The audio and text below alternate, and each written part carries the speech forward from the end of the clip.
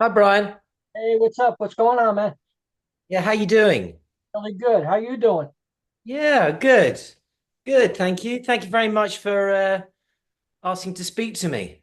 Cool, cool. Willy Norton, Neonfly. So tell me when Sure you thing.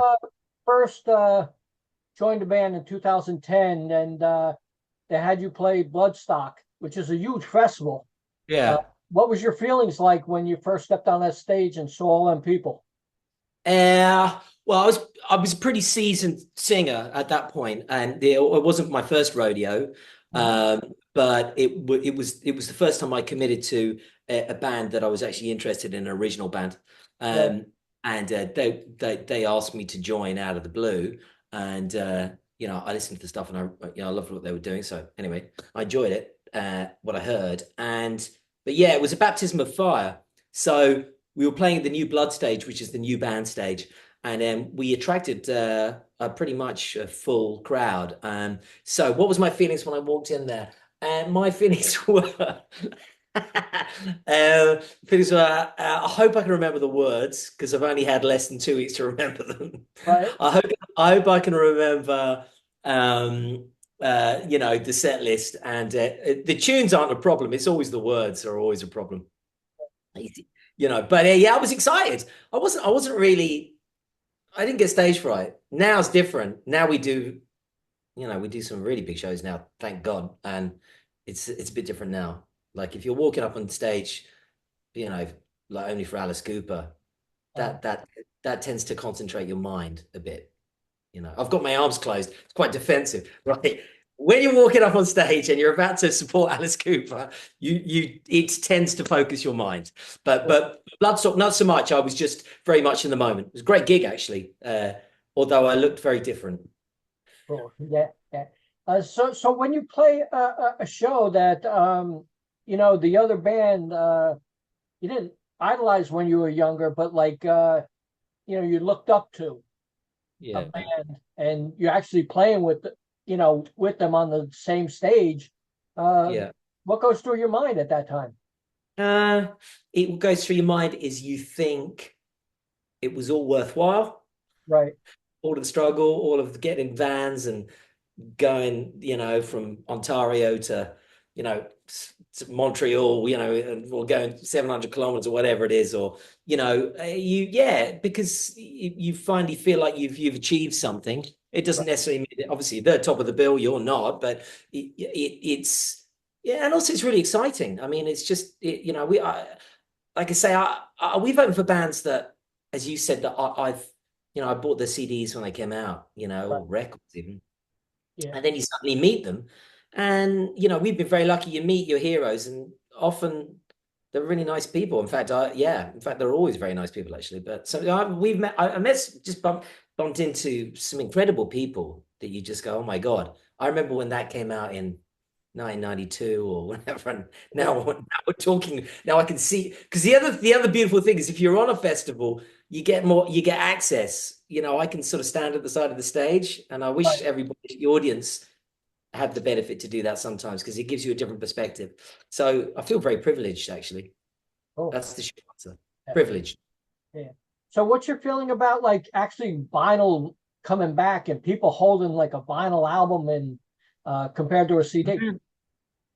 Dude, that's what it's There all you go. about. Dave. No gatefold. I mean, we're not Oh, even a prog band. We're not even prog, you wow. know? That's Dude, excellent. yeah, I'm that one. No, I'm that one. That's me there. There's the other three. So Wow. yeah, I feel very, very strongly about it. Because I think it goes some of the way to repairing the damage that the digital revolution has created. Right. Digital was amazing, and for me it's opened up a huge, as for most people, a huge vista of music at my fingertips, but it's destroyed the livelihood of musicians. Right. It's destroyed, I think, the intrinsic value that maybe you and I and a lot of other rock or metal fans had in the simple, joyful pleasure of picking up one of these and going, oh, the words to that are, did Yeah. I don't know if you're like me. I don't know if you did this, but it was really important to get to the thanks bit, thanks Oh, to, yeah, yeah, yeah. because you could join the dots. You could go, who's that dude? And who's that woman who appears? It sounds silly, but and also I used to love all the in jokes. Right. Yeah. Yeah. You know what I mean? So, the things of beauty. That's the thing. Ours is this particular. I'm not trying to sell you a record here, but ours is on grey vinyl. Oh, It's yeah. spatter effect, Cool. transparent. It's a beautiful thing, and sometimes actually I get stupid now. I'm almost like I don't want to play it, but so yeah, it brings back the intrinsic sort of value of music. I think if you can actually hold it, the tactility of it, and just look at it, and sit down with it, and you spend a bit more time. That's so the vinyl, the physical thing of having to put a record on and listen to it, and then turn it over. Right.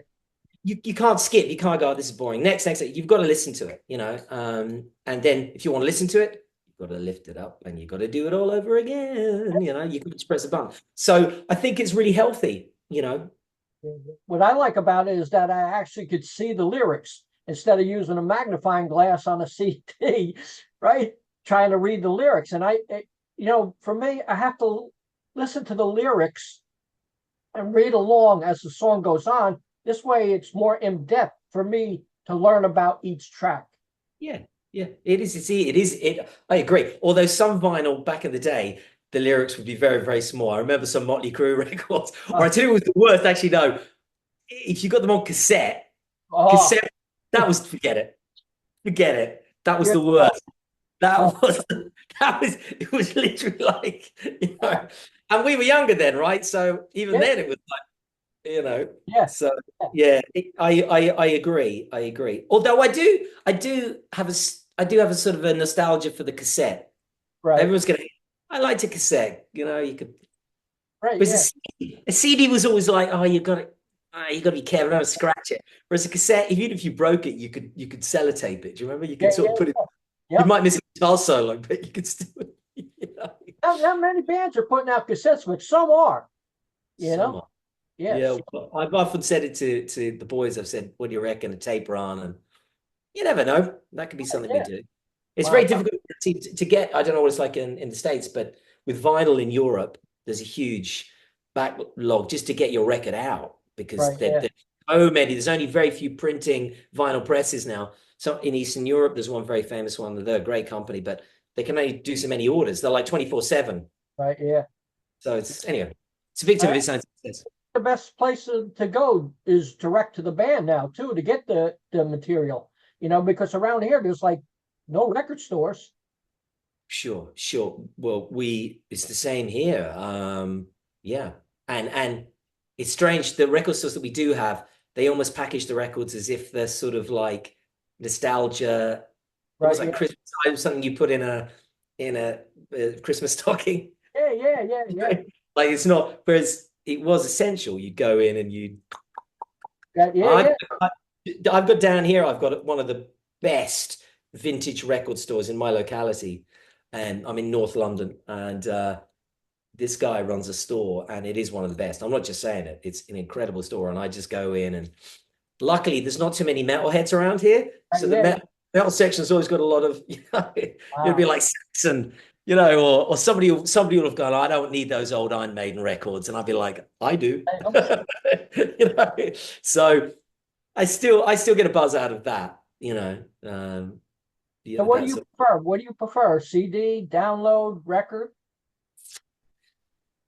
I prefer. I mean, my day to day is download Right. Spotify, dare I say, just because the ease of use. And, Yeah. and also as a musician, I have to always be listening to stuff, and time versus going out and getting it, buying it, and whatever. I mean, I pay my subscription. If I Right. really like something, I will buy it. Right. If it's something that I'm doing just for sort of for pleasure, or just to help with my vocals, or as a warm up, or just something to get me in the mood, then I'm cool with Spotify. I'm not fighting that battle. I think the battle is lost. I think we have to, Right. there's more important battles to fight. Right. or there's battles now that potentially in the future could be won. I think that particular battle has been lost, and I think that's a major problem with quite industry, is that a lot of the industry still behave as if it's 1986 or Right. Yeah. 1992, Yeah. and that and people, even if you talk to people in the street, people who aren't in bands or don't do music or aren't involved in it the way we are, they'll go, "Oh, you got a record deal," or "Oh my God, when's the record coming out?" And where did it, and all these sort and or you'll see a band saying, "We've got a record deal." And Right. I know what a record deal is about a few. I know what the reality of that is. It's not something that's predicated on an economic reality of 30 years ago, which is when you got a record deal, it was life-changing, potentially. You still might not make any money or be able to, come out with anything at the end of it, but you were going to get tour support, you were going to get brought to the studio, the studio was going to happen. Da, da, da, da, da. Now it's not like that at all. I mean, in some ways, a record deal is almost an encumbrance, you Right. know, because you can do it all yourself. And if you can finance it yourself, then why are you asking somebody else to give you money to do it? Which is essentially what record companies were. They were just banks. That's all they Yeah. were. Well, here's the money you now owe us. Right. Yeah. So I think people thought that it was a charity and it wasn't. Anyway, I forgot what the question was, but I forget the question. Let's go to 2011 when Outshine the Sun came out, and then in 2014, Stranger in Paradise. How much has the band grown from that first release of yours to now? Well, Outshine the Sun was like the LA, what I call our LA album. It had that sort of almost AOR sound and a lot of power metal influences, but a very, very sheeny, bright production, which I sort of love. But we were younger, and it's the work of a young, maybe slightly naive band who were wearing their influences very, very much on their sleeve. And also, a lot of that stuff was written before I joined the band. Right. So it doesn't really have much of my personality necessarily in it, other than I'm singing on it. Right. And second album, fast forward, Strangers in Paradise. I call that our European album, which we did with Dennis Ward, who produced that, and we did that in Frankfurt in a beautiful studio there, and we a couple of months there doing that, and that's got a sort of a the way it used to be an American mix and a European mix, Right. like White famously. One Yeah. one was always slightly brighter than the other, and that Strange in Paradise is that album. That's a much more sort of straight down the line, I would say, a power metal album with a sort of a vague concept around it. Um, and and then the latest album, The Future Tonight, which is 2 or 3 years ago now, that is I suppose, our coming of age album. It's Right. like us going, this is the future. This is now. This is contemporary. Uh, let's try and reflect the world that we live in rather than maybe looking back. I think a lot of rock music does too much of that. You Right. know, like, look, well, what those guys are great. Let's be like them five to Uh-huh. 10 years ago. And that Yeah. can be cool. I can think of a couple of bands that, really does work for, but for us, that wasn't never going to work because also a lot of our lyrical concerns aren't to do with the classic metal tropes. We tend to sing a lot about like social issues and stuff like that. So it just seems weird to be doing that in an older idiom, you know? Yeah. So you think you're like writing songs that feel like it should be about being on motorbikes and drinking and chicks. Yeah. Yeah. Use that really outdated, all of Yeah. those sort of cliches. It just didn't seem you can't do that with, you can't put the lyrics we were writing onto that sort of music. It just sounded weird, and I Right. think people go, why are you singing about, social problems, on a on some sort of classic rock riff? It's weird. So, and also, every album for us is an attempt to get away from the power metal thing, Right. which Yeah. was a piece of youthful enthusiasm that power metal is great, but it's not what we do. Right. We've been chased by that for the last 12 years. Oh, it's power metal. It's really not. It really isn't, or it isn't anymore. Anyway, Yeah. that's the through line. Cool. Cool. Now you have a new EP that came out in June. 10 Yeah. years live with Master of Rock. Was Yeah. this like an EP to hold people over for new material? Yeah. Absolutely. Yeah. It absolutely is that. We're very, very slow at writing, Uh-huh. because we take a lot of care over it. We don't just chuck it out, as you can probably tell. Right. And also certainly when we started, we toured an awful lot, which ate into a lot of the time we'd have to write, to be honest with you. And then we had the pandemic got in the way, obviously. for everybody, so that didn't help. But yeah, so we what we wanted to do was to say thank you to Masters of Rock, who have always had great faith in us. I mean, you talk about Bloodstock, but Master of Rock is like 20,000 cap, and we're walking Yeah. out on the main stage, at 4 or 5 o'clock in the afternoon. It's not like it's used great slots and full production and everything. And we just want to say thanks. These are the great performances we did. Hopefully there'll be more over the years. And also they record them. They always record all their shows as part of the deal with those guys, and they film them. So you've got a great visual thing that they give to you, and you've got the recordings. So we just thought, yeah, it's a nice sort of thing to do, to put it out there. I mean, I'm funny about live albums because I just think Frampton Comes Alive, that was a big one, and Live and Dangerous and Under a Blood Red Sky, they were big, but to me, it feels like an old idiom. Right.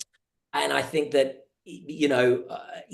I think for me, master tapes is for the aficionados. If you really want to sort of get a sense of us through time, it's a nice little time capsule, but it doesn't reflect really what we are now. It's certainly not reflecting our shows now, that's for sure. When I listen to them, I go, I wouldn't have done that. I wouldn't do that now. So So that's you're working on new material now? we are at the moment. Yeah, we're writing stuff. We're just at the moment we're in that sort of weird place where we just stepped off. We did a couple of festivals recently. We've just feels like 3 weeks, 4 weeks ago. We were in Barcelona. We did just to end the sort of the Future Tonight, this last album's cycle. We finished off with a show in front of 10,000 people, just at Barcelona, which was a blast. And Right. I'll send you the link to the video if you haven't seen it. Maybe I saw it. So yeah, so that it's not live. But it gives you a sense of what we're like now. And we stepped off that stage, and now we're booking. We've got some heat, which is great. We've got some great shows coming up next year. Can't say anything yet, but this stuff is beginning to happen. But in that interim period, we've said to each other, right, should we do some new music now? So we're sort of it's that weird time. So we're rehearsing next week. We're going in and we're gonna start talking about riffs and things like that. I'm sure things we're not going to do. We'll have all of those arguments Cool. next week, and those arguments will last probably for about 6 months. But we're great because we know the good thing about it now is we know what we're doing. So we've only got ourselves to blame if it's rubbish. Right. Yeah. Do Wow. we've done it. So yeah. Just we've done. I don't even know how many shows we've done, and obviously we've got 3 albums, and I know a lot of bands would have done a lot more in that period of time, but the 3 albums we're very proud of, and an EP, and an earlier EP, and reams of singles and reams of videos, authored videos that we've produced and stuff. And I think we're 3 record deals in, so we sort of know what we're doing. Right. So if we do it badly, it's our fault. Cool. So this album should be expected next year? Yeah. So where are we now? We're September. I reckon early next year. If you check back into Neonfly Towers, there should be something bubbling. Right, cool. I mean, I'm saying that, and what might happen is it might take us 6 months. It might take us 6 months to choose a producer or to get a snare sound.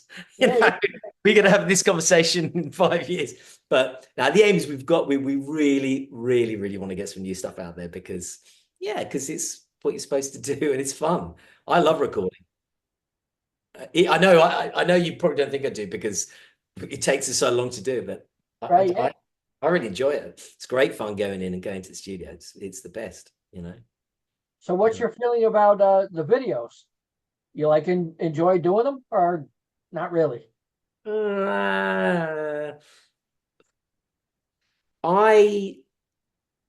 Famously everybody says they don't enjoy doing it. I generally like the results, but I mean, it's fun. They're fun to do, but I think people forget that when you're doing it's really hard because you're sort of going, how do I look?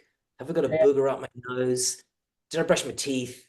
Why does my hair look like what's going on here? And I know it sounds silly. You're spending sometimes days thinking, how you're presenting, and you're a musician first. You're somebody. I enjoy being on the stage. Hopefully, as you've seen from some of the gigs, I love doing that. I love performing, but it's a really, really different skill.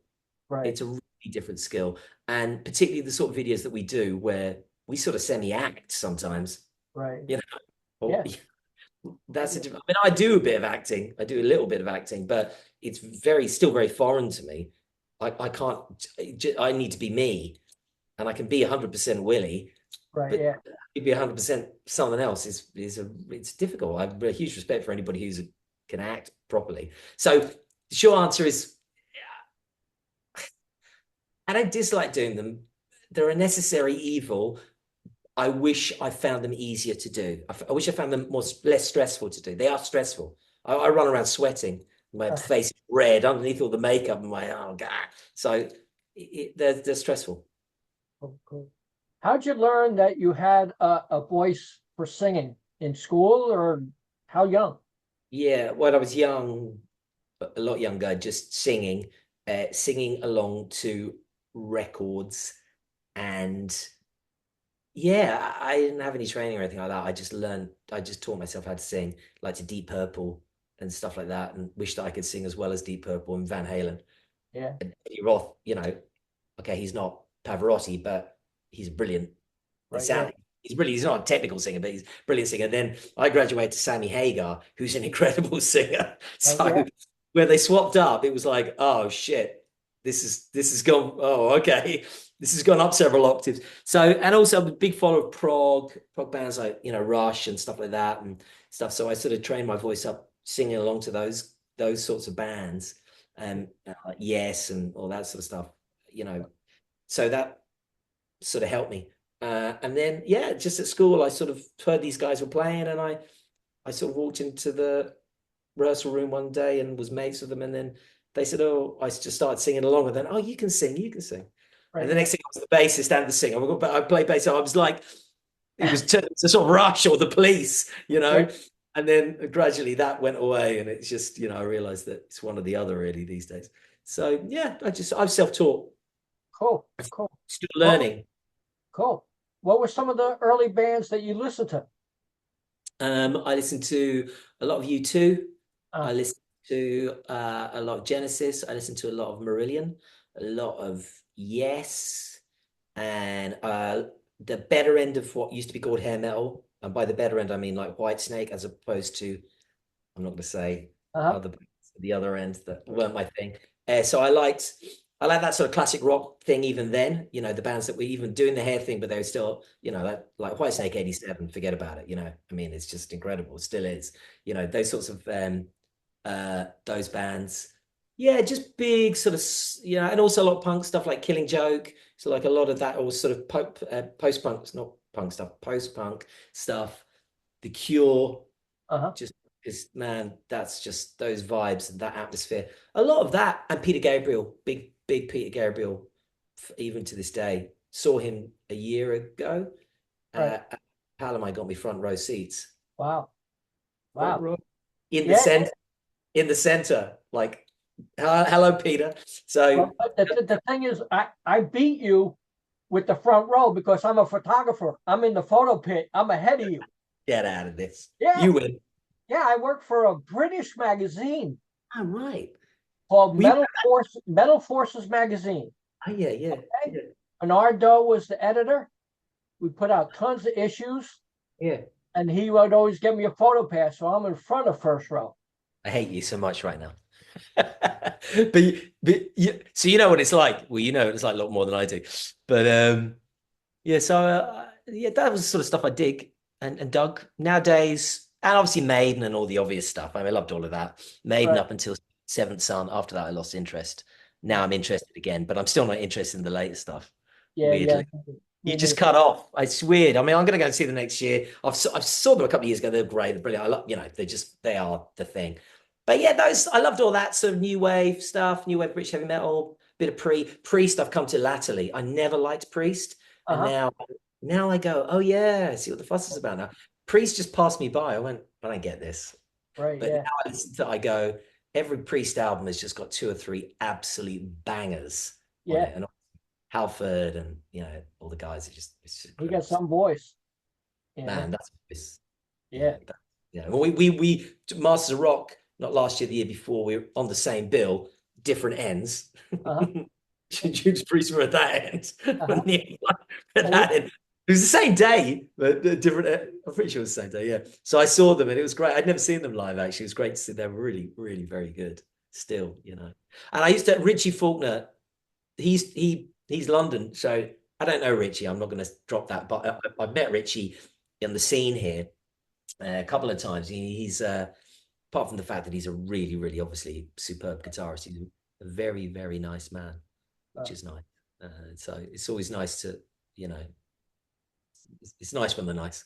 right. Yeah. But in your younger days, did you collect anything?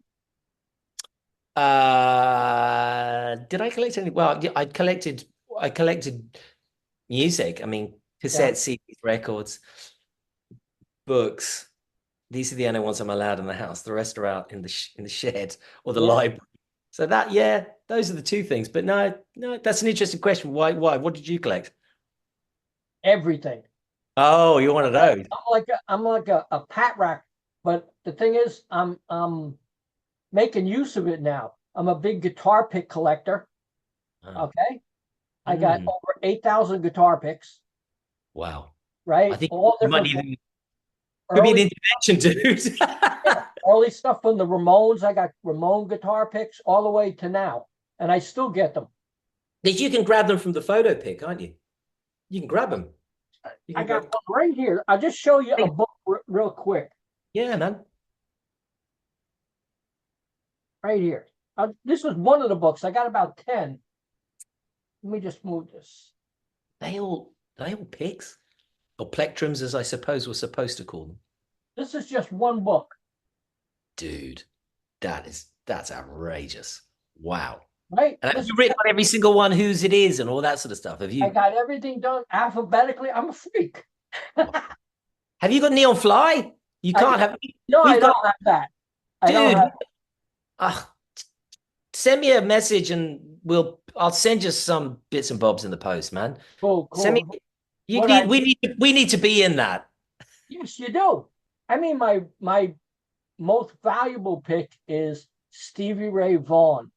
Whoa, I mean, that thing goes for like 3 grand. dude, You know? that's amazing. Yeah, that's crazy. I love that video with SRV. We comes up, you see it on socials all the time. The one where he's banging through a lead and he busts a string and he Right? just, Yeah, yeah, yeah. he's just, it's, it's Yeah. like poetry in motion. I did baseball cards. I was big Kiss collector. Oh, Uh, wow. Now I'm an old man. Listen, you're probably going to be a very wealthy old man. Yeah, Keep yeah. going, I'm you doing know. good. Oh, the other thing I do is rock band t-shirts. Cool. Rock band t-shirt. I have got I mean, like I was out Saturday with my other half, and I had my Blue Oyster Cult. Uh-huh. Uh, it goes Rush, Yeah. Sabbath, bit of Journey. Oh, that's the other thing. Talking about influences, I've got to say the AOR thing with Journey and Foreigner at Right. Boston, those bands were huge for me. They were Wow. huge. I don't care what anybody says. Those albums are just out there. The singing on them is that's a huge touchstone for me. Cool. But yeah, so I like the t-shirts, man. That's getting a bit crazy. I don't think they're as valuable as your picks. Or there's some people, you see them on eBay and people are going vintage Journey t-shirt, $500, and you're going, Yeah. A, that ain't vintage. B, $500 is pushing it, man. You know, The worst thing about eBay is that you don't know if it's a bootleg or real. that's what I hate. I hate that. Right? It's really, Yeah, yeah. when people like are going there to get a Randy Rhoads guitar picks, which he never had, his mother said he never had one. People are paying like $8,000, $10,000 for it, and they got a fake. That's horrendous, dude. You got to do research. Mind you, if you're going to spend $8,000, did you say you got to do your research? You Yeah, you can't. got to do I mean, research. look, if I see a cool T-shirt and it's like $100 or £100 or whatever, and I go, I know it's been Right. messed about. But if I like the shirt, Uh-huh. I, you know, Yeah. not too many people wearing a Magnum Yeah. Storytellers Night T-shirt or a IQ or whatever or 90125. I'll go off. I'll get that, you know. Wow. So tell me a little bit about merchandise. Where can people get it, and what do you have? Merchandise, we've got the tees, beer, we've got a lovely section of t-shirts. Obviously, we've got the products, the music itself, stickers, plectrums. I think we used to do mugs. I don't know if we still do mugs, that Right. sort of stuff. And pretty sort of standard stuff, but stuff that, again, we don't put out any old shit. We like our stuff to be good. Instagram, there's a link tree.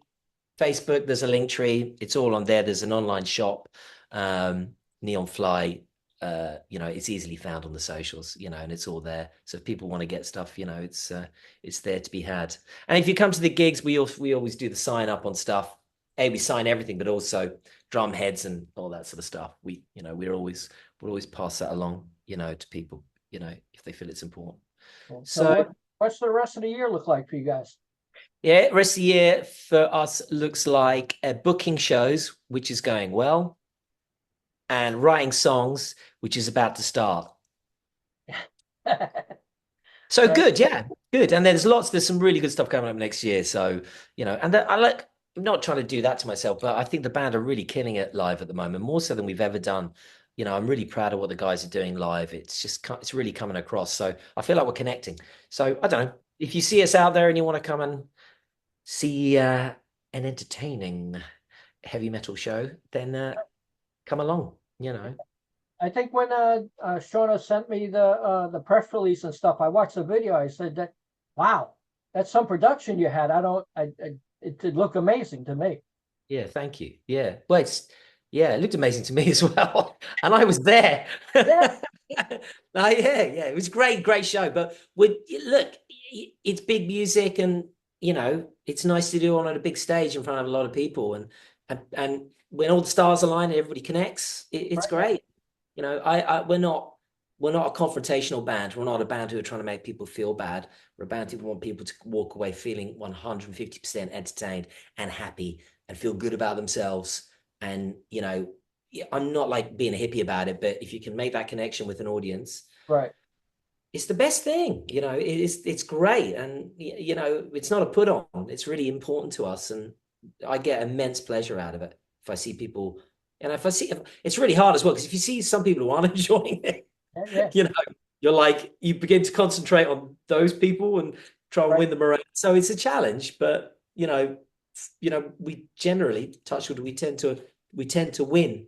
We're lucky that way. Because I think if you chuck out good vibes and stuff, I think it comes back to you. Maybe it's a karma thing. I'm beginning to sound like a hippie now. What about any U.S. states? That'd be the thing.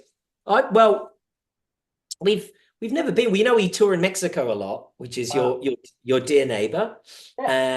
it's south of your border. So we play there a lot. We've toured there, and we've done some big shows there. We've opened with Epica, who are a Dutch Right. Yeah. symphony. We've done some. Again, we did some big shows with them. We did the Pepsi Center, which is the World Trade Center in Mexico City with them, which was 8 to 10,000 cap, and that was a great night. So we were very lucky to do that, and we went down really well. We've got a great thing going on in Mexico, so we just need to move a bit further north. That's it. Where's that border crossing? I can't. Where's the border cross? There's a border. There's a couple come across the border, but we will eventually. We just we've. It's a big old world. We'll Right. get you eventually. Yeah, it'd be great. I think we yeah. Well, I know I'd enjoy America. I've traveled there quite a lot, so Right. Yeah. I Wow. think we might go down. Good. Cool. Cool. Cool. Well, Willie, it was great talking to you. Very I, comfortable talking to you like a friend. You know, hey, it I'm really so was glad. cool. We'd Listen, like, thanks for taking the time to uh-huh. chat to little old me. It's so nice of you to reach out and stay in touch. I will. And listen, do not forget about those guitar picks, dude. I I mean, will. I know that we're pretty. I mean, I can't compete with Stevie Ray Vaughan, but it'd be our pleasure to send you some stuff. So maybe if you reach out to Shauna or however you want to do it. If you Sure. remember, you schedule. Say Willie said he'd pay me some stuff. I'll put it in the post office here and Thank put it under NE. Who'd you put Neonfly? I don't know who we'd go between, but anyway, we'll go somewhere. you. Want to say anything to the fans out there? I want to say keep rocking, stay positive, it's a hard old world at the moment, but keep a song in your heart. Come to a Neonfly gig, it will make things feel a little bit better for maybe 40 minutes or an hour. That's all I can offer. Thanks a lot, Willie. I appreciate the chat. Right back at you, Brian. See you again, yeah? Bye bye. See you, man. Bye.